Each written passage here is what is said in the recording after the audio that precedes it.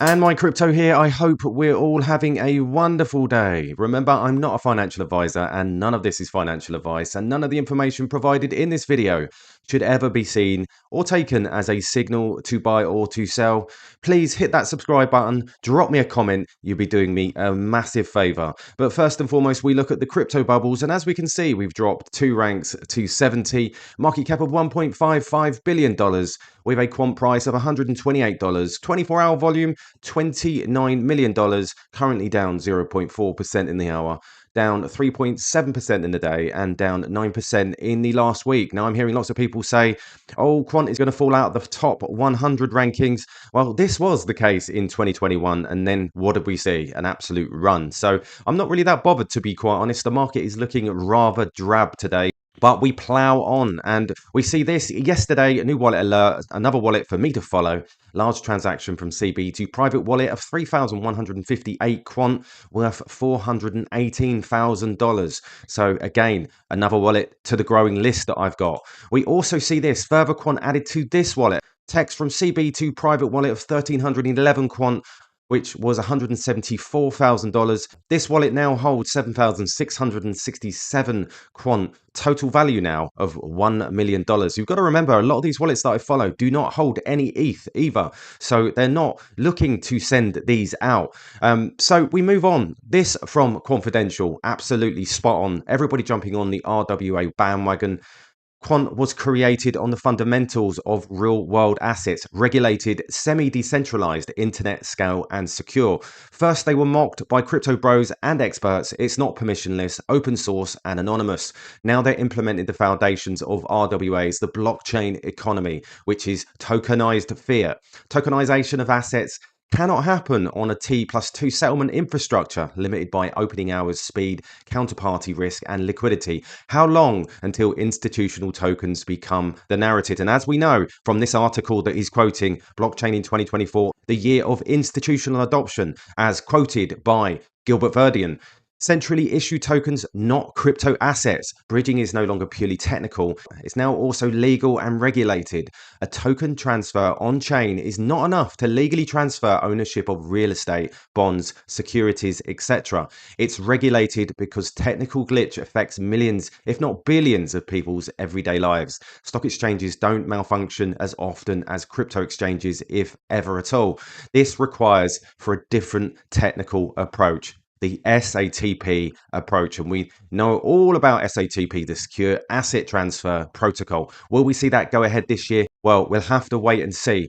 As with all critical use cases, they're implemented gradually and battle tested in simulated environments such as Project Rosalind, the retail CBD situation for live scale usage by the Bank of England and the BIS. Why is that bullish? Utility is not tied to launch dates. When you license software, the licensor is not fully taking over your risk of your success of DLT use case. You pay from day one, regardless whether it's generated profits for the licensee. So absolutely spot on there. And we see this from construction trader ETH. Trillions are coming soon. Everything in finance will be tokenized. Listen to the quant CEO Gilbert Verdian talk here about the day TCP IP became the standard globally. The same thing will happen with SATP, Secure Asset Transfer Protocol. Make sure you're ready. So let's have a listen to Gilbert here. I think there's been, in technology specifically, there's been many instances where government intervention and action has really fostered a whole generation of growth within that technology sector. I mean, we saw that in 1983 with the adoption of the internet. There were many competing network protocols, local area and wide area network protocols. It was only when the Department of Defense stepped in and said, we're all going to be using TCP IP, and the cutoff day is the 1st of January 1983. Then everyone had to follow suit, because otherwise you cannot work with government if you're not following the same protocol, if you're not implementing the same protocol. So I think we've seen that work quite a few times. What the UK is quite good in doing already is we've been able to start changing legislation and rules. And if you look at the listing rules that are changing for the London Stock Exchange, making it easier to list, that's quite positive. In the budget in 2 weeks ago, the Chancellor announced that they're allowing ISAs for UK PLC shares. That's another great way to foster and encourage liquidity and growth in that sector. It makes sense for if we are transitioning to a digital finance economy, it makes sense for the government to enact that in some form of action. Gilts have been very interesting. I think it's a matter of time. Treasuries and gilts are tokenized, and there's tests that people have done in terms of experiments on if that's possible. It very much is. But if the original issuance is done in a tokenized form by government, that's a great way to trickle down into the rest of the economy, because that's how it's stored, that's how it's traded, and that's how it's transacted from a settlement perspective. And then having that trickle down effect will also allow us to consider T0 settlement, because then you've got assets that are very liquid, that are on chain, and from a custody and ownership perspective, it's very clear. And then you marry that with tokenized commercial bank money for settlement, and then you've got a leapfrog from T+3 to T0 almost real time, and all the processes can be embedded within that transaction. So it will be a catalyst into the system, starting from the top down.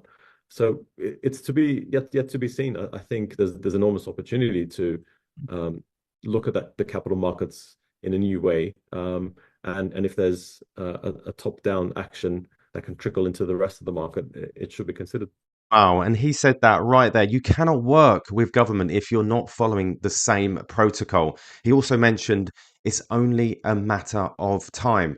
So we move on to confidential here, and we see here Overledger and SATP are not evolutionary, they're revolutionary. Only 10% of the global commerce is conducted on the internet, says Gilbert Verdian. The internet is good for merchant type scenarios, but there is still a hidden level of involving letters of credit and faxes, etc. Blockchain enables you to program logic on top of money to automate these transactions. So that's the idea behind the Internet of Trust. Use blockchain to support these typically much larger transactions so that parties involved can feel safe. We are at 1 in 30 years inflection point, suggests Verdian. Architectural inflection points only occur every 30 years, he explains. Usually changes are evolutionary modifications here and there, but now have a foundation shift occurring where we can re-architect how society and trust happens at a foundation levels. The implications by creating an internet of trust using blockchain, middlemen can be cut out of transactions. The current approach means that data is the one place, said Verdian. So we have a crisis of trust. Compromise one organization, you compromise the data. You have access to everything. From the man that kept the UK economy safe, frustrated with the blockchain industry because they are making the same mistakes as we did. To explain what Verdian, Quant Network, and the Internet of Trust is all about, we need to go back. Gilbert Verdian is the ex-Bank of England man. His last job at the bank was as Chief Security Officer for payment infrastructure. He said, my job was to keep UK money safe, he said. He was also the founder of blockchain ISO standard TC307. I was frustrated a few years ago as I felt we were making the same mistakes seen with the internet in the early days. Society created a whole new industry because of the internet's flaw, cybersecurity. And we can see here, but to explain the Internet of Trust, we need to do a bit more history.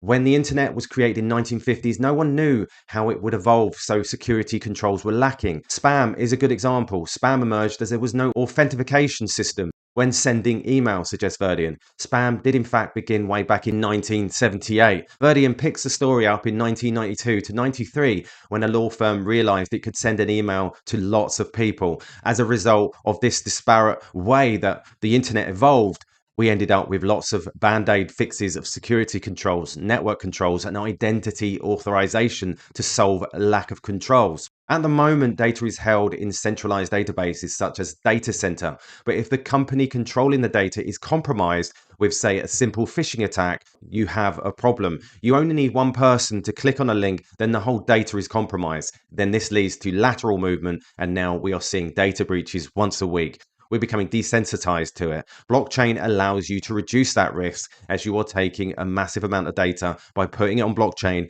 It is not stored in one place. It's broken up into a million smaller pieces that are encrypted, tokenized, put on different nodes which make up the blockchain network. To compromise the data, you'd have to compromise millions of machines, break the encryption, and put it back together. In a recent blog, Verdian explained, thus, the original vision of ARPANET was a closed network where every member node knew exactly who the other party was. With the immense expansion of the internet, more and more networks and people started connecting. Naturally, everyone no longer knew everyone else. The internet became and stayed untrusted. We had to build firewalls, harden operating systems, create internal networks that sat behind external facing gateways just to protect internal users and data. We had to build controls on top of controls to detect and protect, respond to threats. This is why the creation of the Internet of Trust using blockchain represents such a dramatic shift. So this is absolutely huge. And we also see this from confidential. And I think this just ends it really, really well. Interoperability without passing data from network to network to network. Interoperability without requiring networks' internal architecture to be coupled together. Stitching everything together in the observer layer instead of ledgers themselves, which makes absolute sense. Now, I'm going to leave you with this video of Gilbert Verdian. Gilbert Verdian helped establish and founded the standard IC TC307, then developed the technology for Overledger to fit the standard. Pure genius play. And let's have a listen to this. This experimental mode, and I guess the first stage for that was to really establish and found the ISO standard for blockchain. So this is TC307. So I did that in 2015, and the idea behind that was to create a way where we can have a mass collaboration to work on the technology at an international level, and that's what's happened. So now we've got 53 countries working together to standardize blockchain across the world. And that includes organizations, startups, government, enterprise, academia, everyone. And so we set out to then, bring it up into the mainstream. By standardizing the technology, we then built the platform. And so working on the ISO standards, we then built Overledger. Wow. So you heard there, standardization first, then what came was the technology. Absolute genius in my mind. So there you go, guys. Just a quick update for you. Please subscribe. Please hit that notification bell so that you don't miss any further videos. All the best, and I'll catch you later.